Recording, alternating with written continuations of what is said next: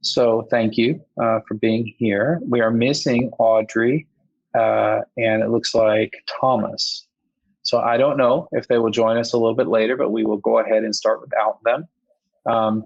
So I am going to ask for kicking off this panel discussion. We will have about 50 minutes total from now until the end of this panel. And I will ask that each of you please take about 1 minute to talk about yourself. And if you want to take another minute to talk about what brought you here today, why you're here, what you might be passionate about that made you agree to take a position on a panel talking about raising the next generation of men and positive masculinity for boys. I think it'd be lovely to hear that.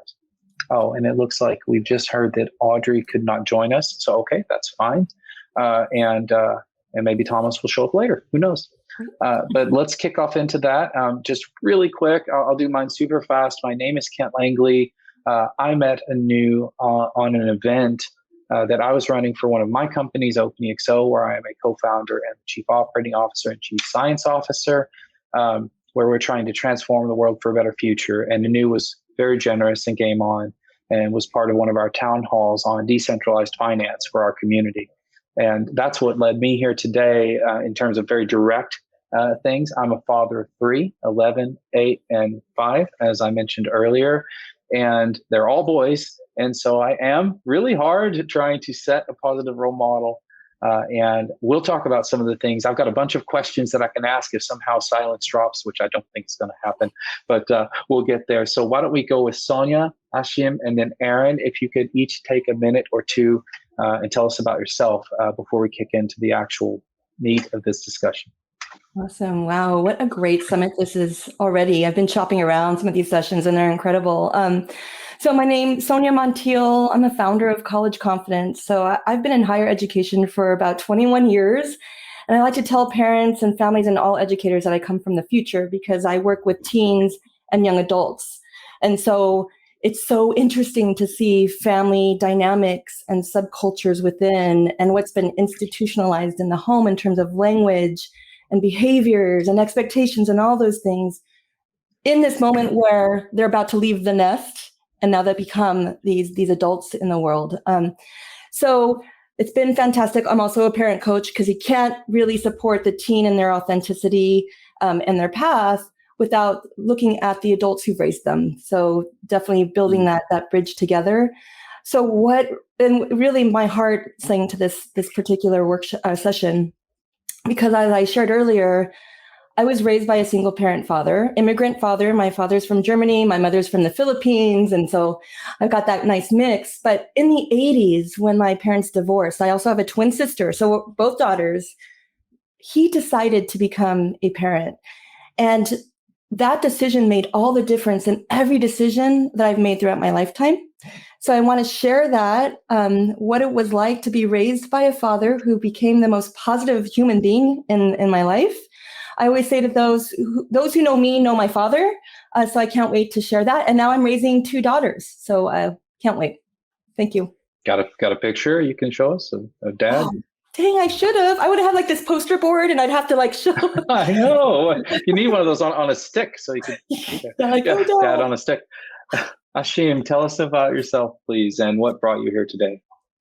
Absolutely. Well, first of all, I will say that I'm so excited to be here with you all today. I'm actually dialing in from Lagos in Nigeria. So it's about 7:30. We started at 7:30 time. I'll talk a little bit about myself. So my name is Ashimi Gonjobi, and I am currently the country manager at Elevate Education, which is an academy focused on technology and digital skills.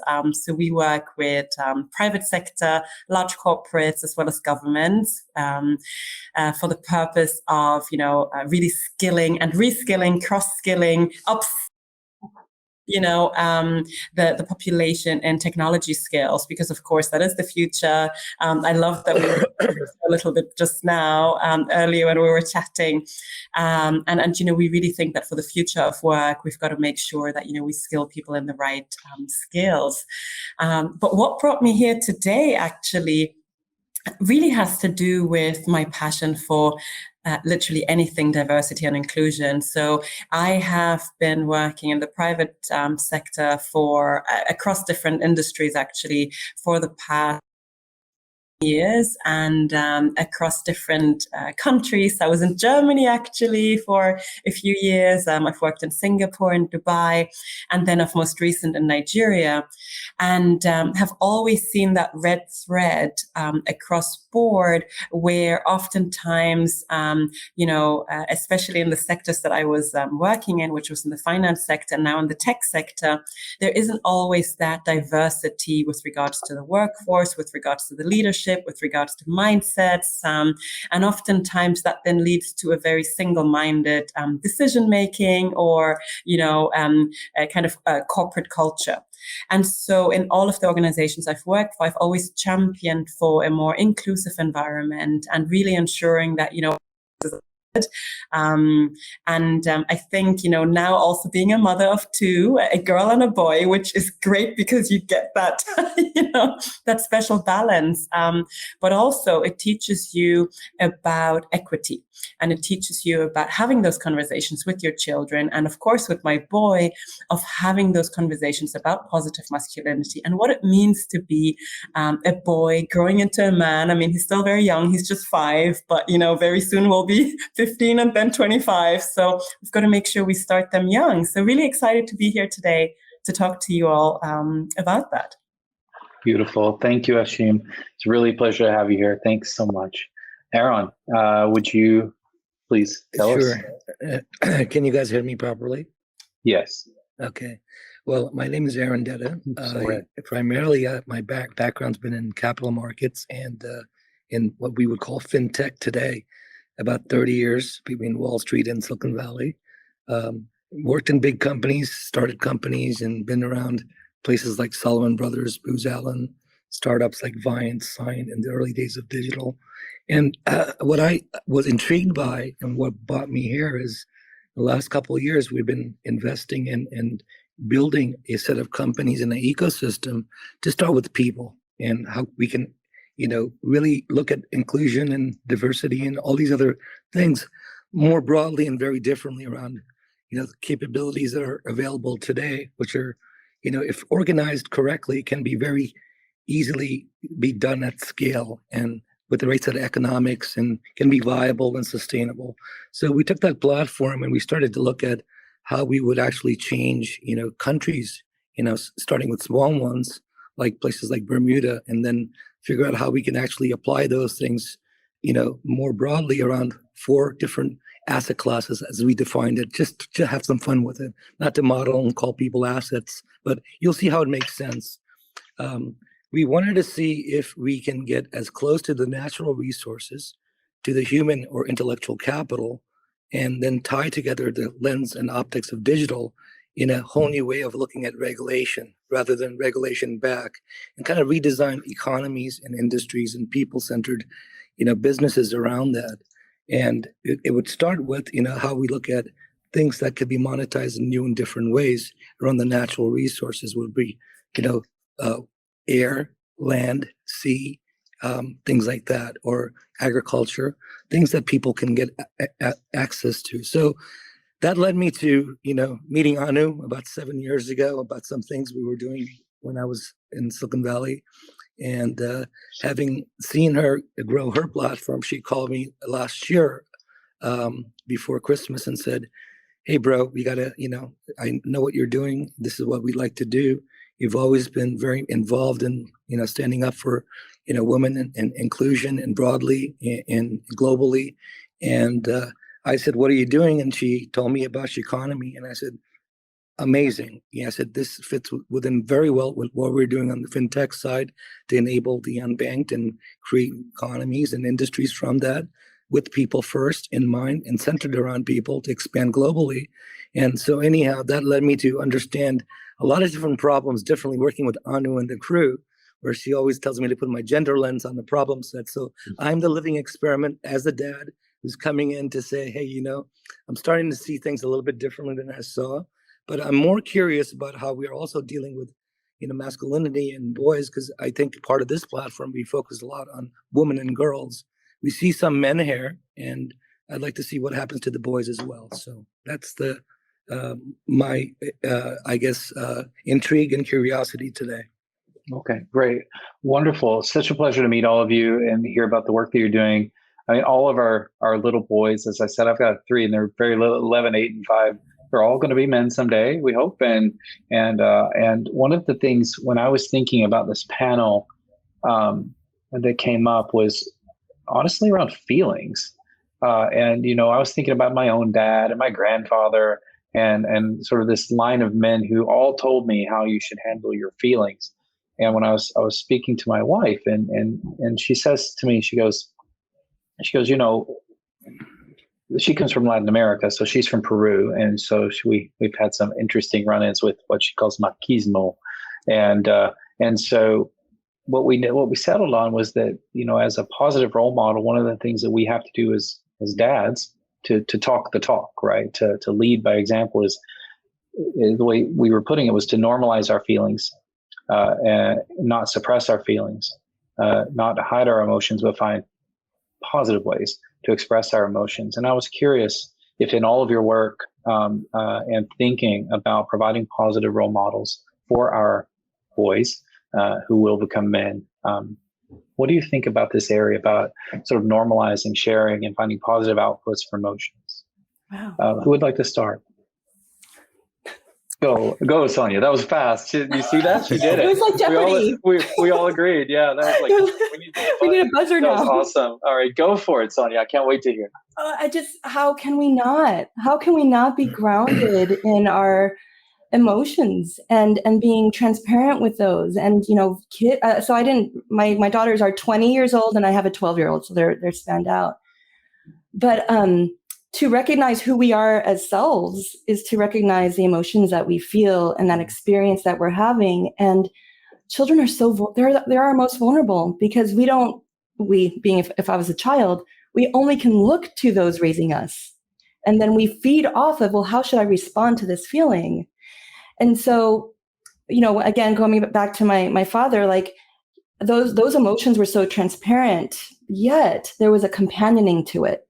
So companioning in the parent coaching world, and I work with the Decided Heart Effect with my partner, Hillary Bilbrey, and we come up with companioning. You're detached, but you show compassion. Like, I see you, I see this, I feel that you're feeling this, and then giving your child the respect to have their own experience. And that's how, like for parents and for fathers, we can mentor and walk alongside our children and help them with their own emotions, not taking away, not trying to fix, because that's actually disrespectful, right?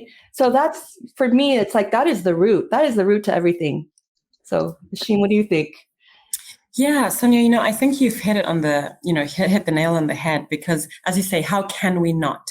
I think if I want to go a bit further on that, one of the things that we need to do is not only to acknowledge, I think, that emotions are valid, that it's not only okay them, but whatever it is you're feeling is in fact valid, right? So if you're frustrated, if you're happy, if you're hurt, if you're angry, all of those emotions are valid.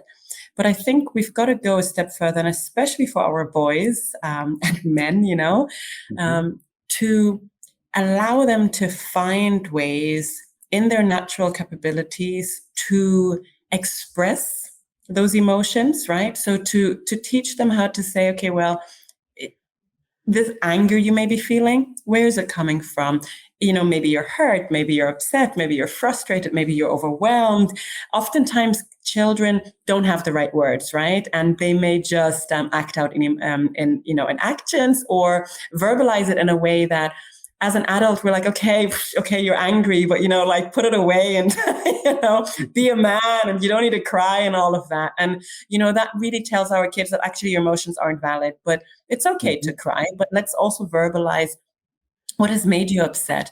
And then to take it another step further to say, how do we change this into a strength, right? So how do we say, okay, so you have these strong emotions. You may feel fear or pain or, whatever it is that's making you cry in this instance.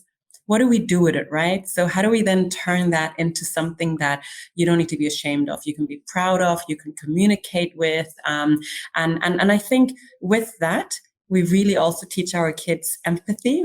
And I think leading with empathy in this world is so important. And I think one of the talents probably that, our boys, as our girls, but, our boys especially need to embrace and understand that, this is actually a strength rather than a weakness. That's fantastic. Aaron, I've got so many things that I want to reply, but Aaron, you first. So where does that put you? I don't know. It's kind of difficult late in life for me to soften as such, because growing up in I would say somewhat of a matriarchal society in Calcutta, India, where you had the values of respecting women and elderly. From you're bought into that, birthed into it, regardless if it's in a refugee camp or not. There's certain things that are understood and respected, and it ties into culture, practice, some in religion, etc.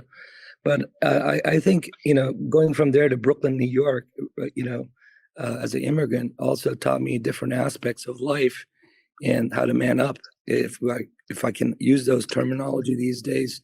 But imagine in the mid-'70s, in the middle of a recession, being an early teen, and you show up in Brooklyn, which is one of the greatest melting pots in the golden dream for a family from Calcutta, and 3 boys show up, and they didn't know if we were Black, Puerto Rican, or whatever the culture or the race of the day that people didn't understand, right? So, except we were worse. Once they found out we were Indians, we were immediately typecasted as people who lived in grass huts, and the things that they heard from their grandparents of why they should finish their food because there's all these starving kids in India, things like that. So there was a different way of element and environment to grow up in, where as latchkey kids, you had to start with your first getting ambushed, going around the corner because you're different and you look different, to sticking up as a family and then being accepted into that in realm and that environment. And I joke around later in life, I say I was the only Hindu that grew up in a Hasidic Jewish neighborhood that went to Catholic school, and so I learned the hard way, how to smile and get along, But, I said that as a backdrop because I also had the I guess fortitude to enjoy a great career that was unplanned, that allowed me to raise my kids very early on. I was almost Mr. Mom until my kids were both teens. And I was fortunate enough to retire somewhat early due to some medical reasons. And in between, I got to raise them and never really had a babysitter, and so I got to see the best parts and got to enjoy the best times of my life and the years of my life with my kids, which is something I always speak very proudly of, because it allowed me to understand not just them, how they were growing up, and their friends, family, and others. And the thing that I was always worried about was as they were growing up, I started to get back into business and started traveling a bit. And I started to feel detached every time I came back, like their values were changing as they were growing up. The things that I thought were core values that I would impart on them, they were being distorted, whether they were at school or sports or their social atmosphere, or even in how they were, perceived in the digital world that I helped create, where they were born into, how they looked at social relationships and what drove them differently. So anyhow, to me, I went back to basics as how I thought, man and woman and masculinity and those things were. And I found that it wasn't cool that dad was a rock star and a motocross racer and did crazy things and was a musician, which in dad's world of values was like the rebel, in their world, it doesn't matter because they're measured on different levels of vanity and admiration and what they think is important. And so, it's just kind of an interesting dynamic. I find myself sometimes lost at it, and sometimes I find just good old wisdom just gets me through the day. That's wonderful, Aaron. And wow, didn't you have an exciting an exciting way to grow up there in the, let's see, what did you say? A Catholic school, a Jewish neighborhood, and, the only Hindu in a in the only Hindu. neighborhood. That must have been something. That really must have been something. We learned fast. Yeah, and it sort of triggers serious questions, right, about equity, racism, religion, and all of these things that you must have had to face, and now I suspect you're paying it forward as well, the lessons you've learned. Well, that's why I think I'm troubled by it, because you would think, like, given the current discourse that's and the narratives, that I would have experienced those things growing up in that environment in the 70s and 80s. Mm-hmm. But I would say, on the contrary, it was very easy. Those environments assimilated people of different origins, and it truly operated as a melting pot. I still think Brooklyn still has that center, that vibe to it, that can kind of embrace that kind of environment. We all have our ups and downs, but consistently, it is always a place where, immigration for the history of this country kind of amalgamated into sort of values. It kind of like created the curry with the sauce that was Italian, with the Guinness that came along with my Irish friends. So it really puts you in that zone. And when you leave that, I think you start to see things a little bit differently. So, I kind of have that distorted view, going from there to Boston for school, then traveled around the world, and I just go back to Brooklyn. Well, that's fantastic. I want to go back to something that you said, Ashim. You mentioned, you said a phrase. You said not doing that is disrespectful, in the context of letting them effectively take their own risks and do their own things, I think is what I heard you say. And I interpreted that to basically letting them fail sometimes, but being there to guide and support and pick them up. I think that's really important to show people, to show our children. Not everything's perfect, right? It is okay to make mistakes. What types of do you have any thoughts or examples around that concept of how we can more positively guide our children in the face of failure? Because we face a lot of uncertainty in the future. It feels like more than ever. I'm not so sure we're that different from those 100 or 200 years ago in that respect, although maybe the pace might be a little different, but I'm not sure. What do you think in terms of how can we help our children and provide that positive role models in the face of failure? Who would like to go first? If I can go first, there's something that you said earlier, and I think that was with regards to role modeling it, truly role modeling it, right? Mm-hmm. I will say, however, that not all kids are fortunate enough to, in fact, have role models. I co-founded a charity organization about 10 years ago, and we work in Nigeria with disadvantaged youth, mostly those that don't have a stable sort of home front. Some of them are street kids, don't have full educational background. Even some of them maybe have gone to junior primary school or something, and 4 years or 5 years of schooling, and that's it. And now they're like in their teens and really have nowhere to turn. And for them, they have no role modeling, right? You often, when we first engage with them, it's quite interesting. They speak to you in a different voice, right?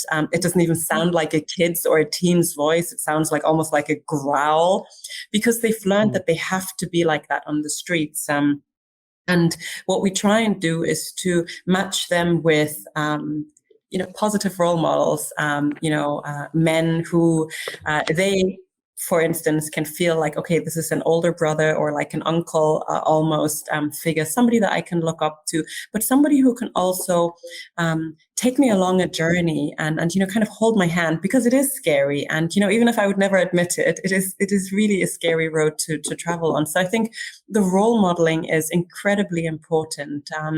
And we've got to help those kids who don't have role models, and we have to create role models around them, right? Because a community of, big brothers and sisters, aunties and uncles, somebody who, looks out for them, somebody who talks to somebody who is happy to listen to them when they, are going through difficult times in their lives, whether that is emotional or, finding a job or, whatever it is.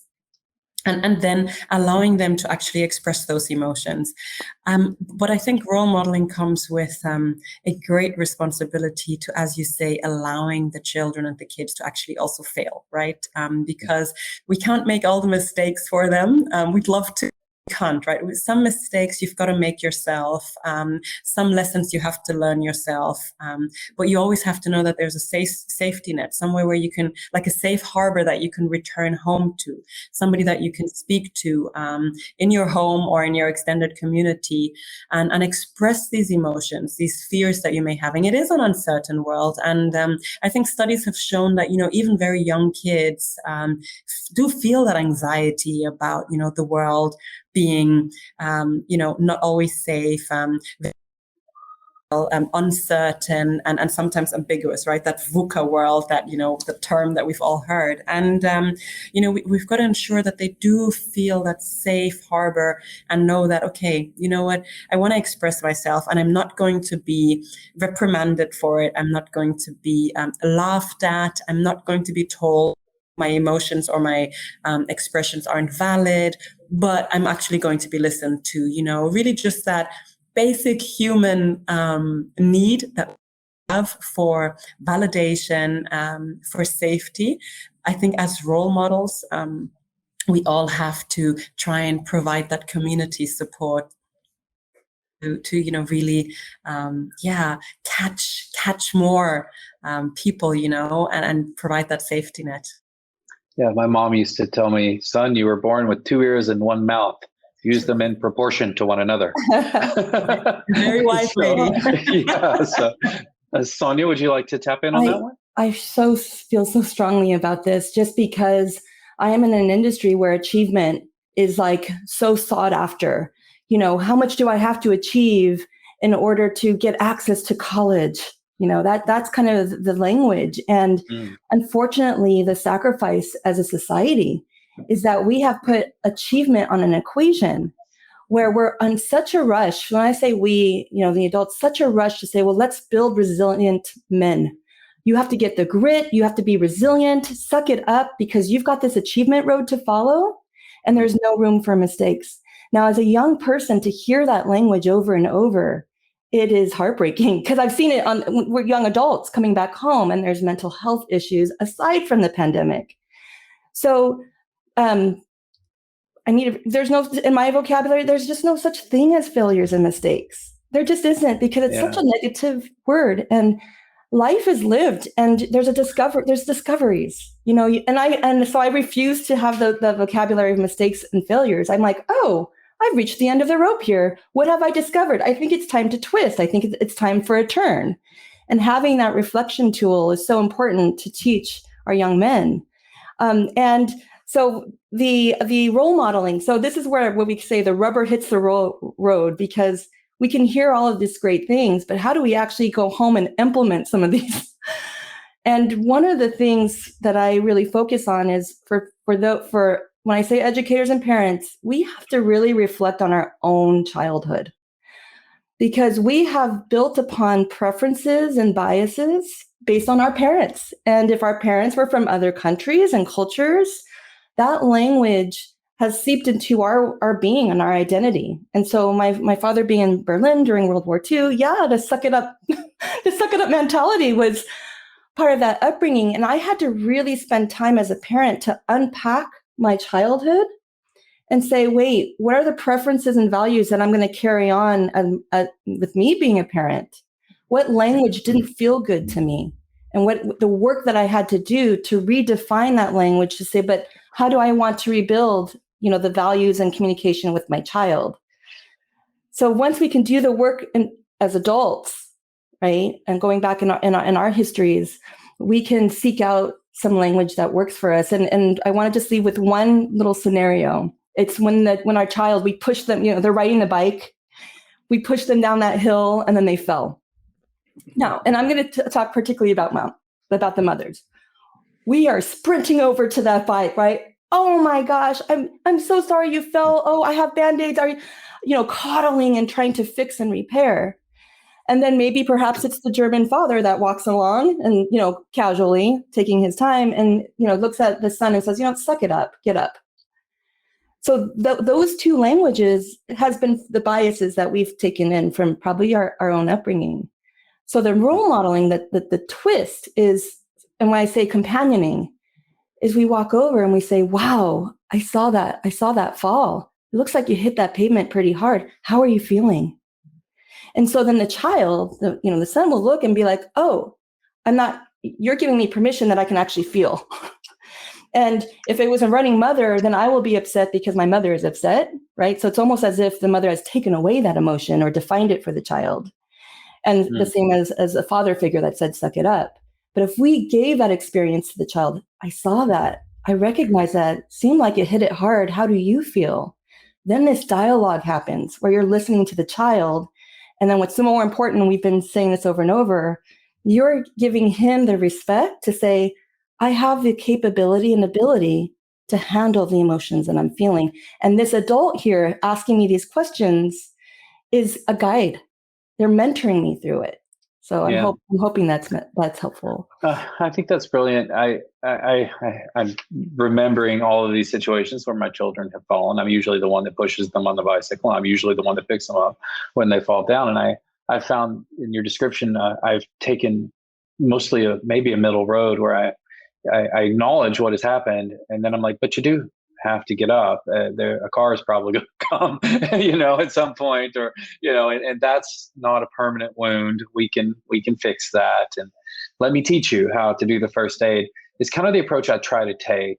So I'm happy to hear that. I think I get a lot of things wrong as a parent, but I think it sounds like maybe I'm doing okay on that one, because I'm sure they're going to fall down and scrape their knees again. I have no doubt, and other analogs of it as they get older. So let's shift gears. I've got a couple of, and here's an interesting one. You mentioned the pandemic. We will talk about the pandemic just a little bit. A question arose for me in my own family and in my own fatherhood with my family yesterday that I want to share here. And I'd love to get this panel's opinion. I'll be totally selfish and just ask it. But the thing before we go to that is we talk a lot about the things that support our positions in life. This makes me right, So I'm curious, what are the counterpoints? What are the things that that these young men that need to grow into grown men who are good members of society and good role models themselves? What are the things that they just shouldn't do? I mean, there's just, if you've observed, if there is such a thing, do you have any idea of a thing that, like, this is not the path? You've seen it, you've observed it. It doesn't have to be from your own world or life, or is there advice that you would give to the parents and the children out there that might see this? This is not the way. I didn't promise to ask you easy questions, by the way. Well, I actually think it's a really deep question, Kent. Yeah. And I think one that probably doesn't have a black or white answer. I don't think that, there is an easy recipe to it, probably. I do think, however, that one of the important points as our boys grow to be men is that continued validation. And I know I've mentioned it before. Leading with empathy is not always something that is validated, right? So in school, you've got to be the cool dude or the cool girl, because girls do have that as well, right? Peer pressure is a real thing, and it starts from really, really early on. Oftentimes it starts in the homes, right? So, hey, buddy, you go out there and, you show them how strong you are, how tough you are, and all of that. It's a lot of pressure that we place on our boys' shoulders. And as they grow up, that pressure only grows with them, right? So you grow into a teen, you're expected to be, X, Y, and Z. You grow into a young adult or a young man, you're expected to very soon become a breadwinner. You're expected to be, successful. You're expected to have a cool car. You're pink because pink is for girls, It's these concepts that really are, they get rooted so deeply within, our soul and everything that, we think and we live. And I think allowing empathy to be at the forefront of everything that we do and that, we allow our children to do can really help.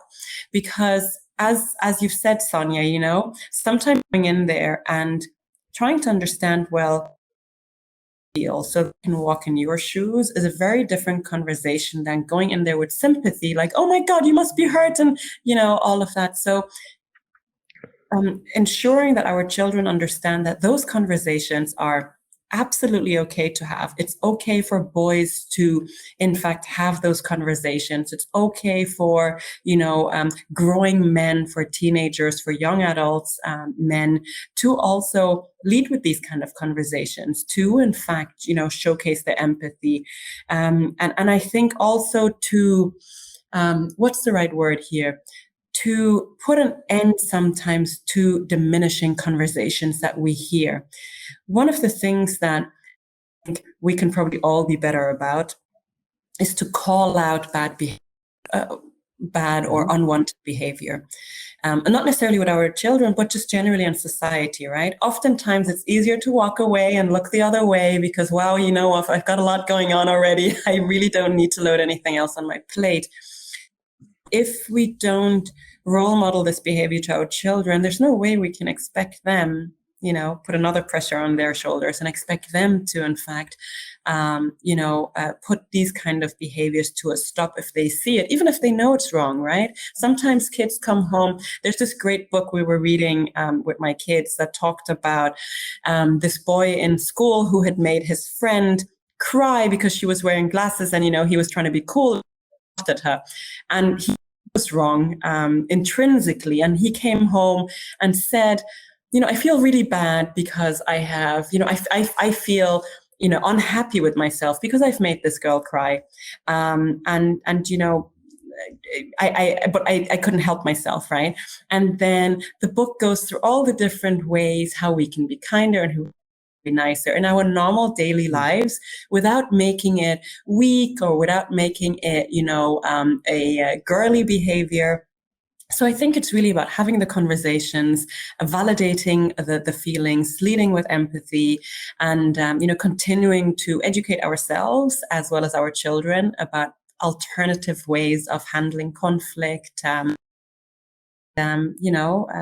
Just trying to educate ourselves as we educate them. Beautiful. I think, Aaron, you inspired a question for me to ask. I'm going to come back to you with it since you inspired the question. How you were talking about how we are measured, and I extracted this from what you said earlier, but how do you think our men, the men of the future, that are our boys today, the ones we're trying to raise well, and we're all going to listen to Hashim and to Sonia because they're giving us some beautiful coaching today. How will our men be measured in the future? What are those KPIs? Well, I think it's very difficult today to have any measurement system of what is men today that would be uniform across, that anybody can agree to. So I think if I start with that, because this is a question I asked recently, as I was thinking about this panel today, I asked people around me, I said, what defines a man? And I'll tell you, there's many variations of the theme, and some that extend to the way extreme in finite element of description to some that are very broad.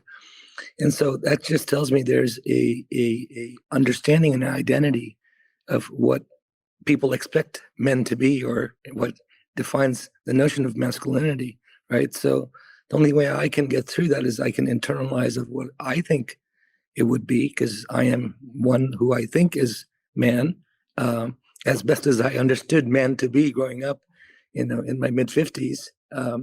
And so, and then I juxtapose that to my son, the closest person to me, who's my mini-me, but not really, because I've allowed myself to extract myself from, being a dad or being a brother. I just try to be nurturing to learn who he is first. And I was as I said previously, I was fortunate enough to be able to do that in a place where I could nurture it in the time of my life where I could. And so I think the short answer is that it's very confusing. And, as I think about where our kids are in the next 2 generations, I think amongst all of us, I kind of counted 2 or 3 generations for where my daughter is to the youngest one on the panel. And in that, I think, we have to teach our kids how to have courage, because there's a lot of anxiety and there's a lot of ambiguity and there's a lot of insecurity, regardless of how we role model things. The reality is in those generations, there's a lot of intrinsic behavioral factors that are embedded when we are not there, present in their life physically, to be able to nurture that in the emotive way, in a loving way, where it creates that bond naturally. And so, I find myself, always trying to figure out how can I continue to live a part of their life and be, as young as I can be without being silly, But, I also grew up in an environment where we used to have a jingle that says, "I don't want to grow up. I'm a Toys R Us kid."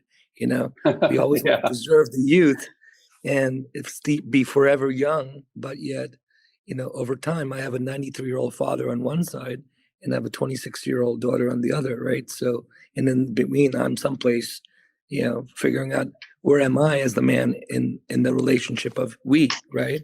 Yeah. So I think that's also something we need to contemplate as well, is not just where we could be and what the notion of man in the future would be, but I would think primal, if I had to go from that end. I think we still have to be very courageous because we are in tough times. We will be for any near term. And I think we have to lead just as much as I'm asking Anu and the ladies to lead and really take a leadership role here where things are very open for us to nurture each other through it. And our kids are watching, right? So this is a great way for us to integrate and lead by example for them to get the courage or get the security or see their parents doing things that they thought, may not be cool, but actually it starts to appear like it's becoming kind of cool, because Kent, I was listening to you and Anu talk about crypto for kids. That's pretty cool, right? What you guys did with your kids, Yeah. And I thought that was cool, like, handing out like $50 in a weekend, having a couple of, 11-year-olds teach app, development classes like 10, 15 years ago and funding these little kids, right? But that was cool then. But what's going to be cool, when my daughter becomes a mother, right? How can I still be involved, right? And how will my grandchildren grow up? As an inventor and a scientist, I know the kind of stuff we invent. And, it's not conducive to the human factors we still value, right? So, Right. So that's, sorry, long answer, but that's my No, thoughts that's on it. okay. I think that was wonderful. So I just want to make sure we're all cognizant of time. We do have about 8 minutes left. We are in still, whether you want to believe it or not, a global pandemic. It has, Darn. I know. In my case, my family self-quarantined we were very strict because I just felt strongly about protecting my children, making sure that I didn't bring something home that made them sick, that sort of thing. Took that quite seriously. However, I said I would mention something personal that came up yesterday. I think this might be a nice way to take us to the end of the panel. I was talking to my wife about an exchange she had, a couple of exchanges she's had with friends of ours, and they're still our friends, but we haven't seen them for a long time. We haven't hung out. We haven't had a glass of wine together, or whatever your choice is. And she just keeps saying it's so weird. And some of them are still in their pods. Some of them haven't come out. Some are still wearing masks. Some don't want to. There's all this crazy stuff. And so as a dad, I'm sitting here listening to my wife talk about this being weird. And I'm looking at my kids going, what do I tell them when I can't get them a play date with their friend who they've known since preschool yet, but they keep hearing out everywhere that it's okay now, right? So what I said to her, and this is the casing for the context for really for the conversation, is, you know what, the pandemic's been hard. It has, but maybe that was the easy part. It could be reintegrating our society that's the hard part. Mm-hmm. How are we going to help these little guys and ourselves as parents, men and women, come out of this? And I would think about practical things. The best gift we can give the folks who listen to this later is something they can actually go and tap into and do. So I think we'll make this the last round today. This is a tough one, and as I have students in 4 different countries, and it was really interesting when I was counseling students in China. So and I was like, oh, I feel so sorry for you away over there. Gosh, that's terrible. Not real. I mean, how dumb, right? Like, yes, we've experienced in the mental health it's all about the movement, the transition. So the routine that was established, we're so comfortable because humans love certainty so much. Predictability and certainty, those are our best friends, right? So when the pandemic arrived and it shifted everything and it created so much uncertainty, we had mental health issues, parents and children, all of it. And then we established a new routine. Okay, this is our new life now. We don't go out. We always wear masks. Social behavior changed so quickly. And then it became certain and predictable again. And so now what you've just said, Ken, is we're in another transition of reintegrating. And so a lot of our boys and our families, we're like, but we just kind of had this settling, and it's only been a year and a half, and now that you want me to shift again. And for me, I guess what I can offer is not a lot, because it's a very complex way in how we transition back, but it is going back to our emotions and having the conversation and asking, what is missing in my knowing of understanding everybody? Like my best friend's family, why are they allowing, play dates, but my family isn't? And then really understanding these diverse beliefs and values, I think it makes it so much more exciting in terms of humanity. And I guess that's where I'll just start. That's a place to start for me. Great. Thank you, Ashim. Yeah, absolutely, Kent. I mean, I think that's it's a great question, and I think something that if anything else, I think the pandemic highlighted oftentimes the different approaches of a lot of people, the different mindsets, right? So you think you know somebody for 20 years, 30 years, and you're all the same, and then suddenly you look at them and you're like, what do you mean you don't want to get vaccinated, or you do, or you know what I mean? Right. It's suddenly these big conversations that you never had before. And suddenly you, even as adults, see the drifting apart friendships due to ideologies or due to behaviors and all of that. Some people, as you say, are still in little pods, and they're like, I'm not coming out in this, in the near future. And I'm happy with that. And you maybe aren't, you're like, yeah, but I'd like to see you, my friend, right? Not over Zoom. Part of us, the little, communities that we had built, was probably one of the really, hard things in this pandemic, even prior to the opening up of the world that is slowly happening. And as we all try and figure out this integration, I think that will continue, this drifting apart, this redrifting in some instances. But how do we help our young, kids and adults along the way? I think a couple of things, like if we want to talk tangible things, right? I think a couple of things that come to mind. First of all, walk the talk. I think this is a really important one, right?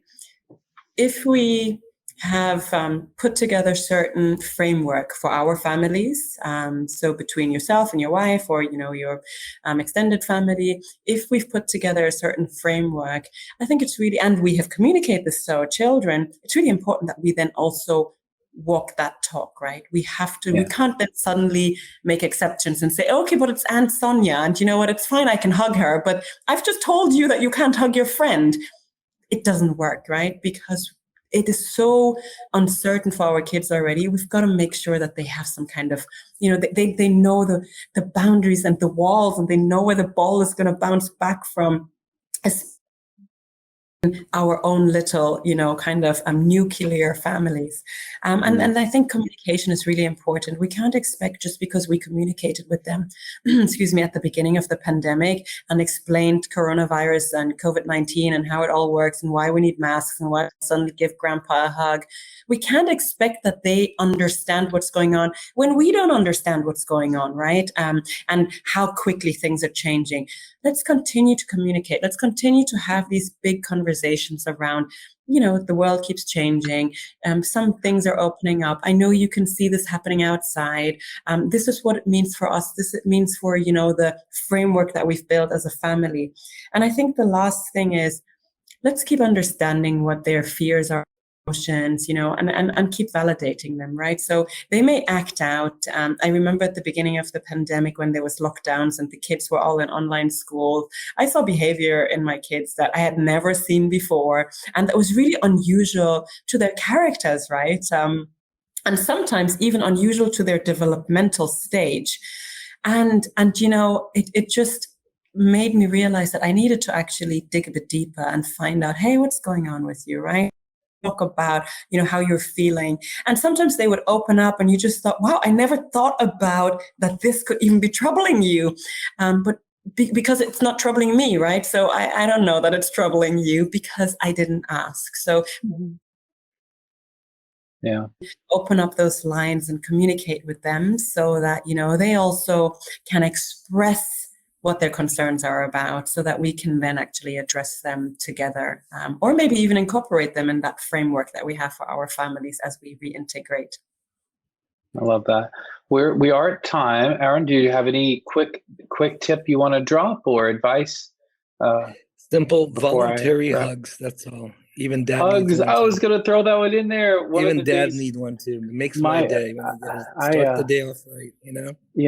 Hugs are. Let's do that, right? I mean, I think we've got to go forward as people, right? Not just men and women, but as people. We've got to hug each other, and it's getting okay to do that again, and we can do it safely. I hug my children so many times every day. They're probably like, Dad, it's enough, But my wife's like, make sure they feel loved, and so that is a key thing. And we can demonstrate to teach, right? Walk the talk. We've talked a little bit about what we can do to avoid common, well-known mistakes of the past, right? Because just knowing is half the battle. You have to talk about the bad things so you can avoid them. You got to know what they are, or how are you going to know what they look like when they come your way. So we should do those things, and ultimately, it sounds to me like we have to make sure that as for our little ones, as they grow up, and even if they're not so little anymore, as some of your children are not so little anymore, we have to let them be themselves, and we have to let them sometimes fail. And then, Sonia, you mentioned coaching. I think coaching as a paradigm for teaching and learning and being in the future is just so powerful. And so many people are so terrible at coaching. I've endeavored to be a better coach over time, and I try not to baby my boys. But to all of your points, I try to make sure that they do feel heard and have a voice. And I even give them agency over their own time as little people. And that's, really a shame, the point about not everybody having good role models. So I think get out there and volunteer. And, you've re-inspired me to remember, even if we do it virtually, which actually makes it easier these days, I need to enroll my own boys. They're young, in being volunteers and mentors more. And so how can we do that? I don't actually know. I'm going to have to do some research, and I'll ask some questions maybe of you, because what could my 8 or 11-year-old do to be a good mentor to someone somewhere else who might not have the best role models? That's a little summary of some of the stuff we talked about today. What a beautiful conversation. Thank you all so much for your time and attention. I really, really grateful for that. Thank you. Thank you so much. Thank you, Ken. Thanks, everybody. All right. Let's with it. Bye-bye. Have a great rest of your day. Thank you. Bye. Bye.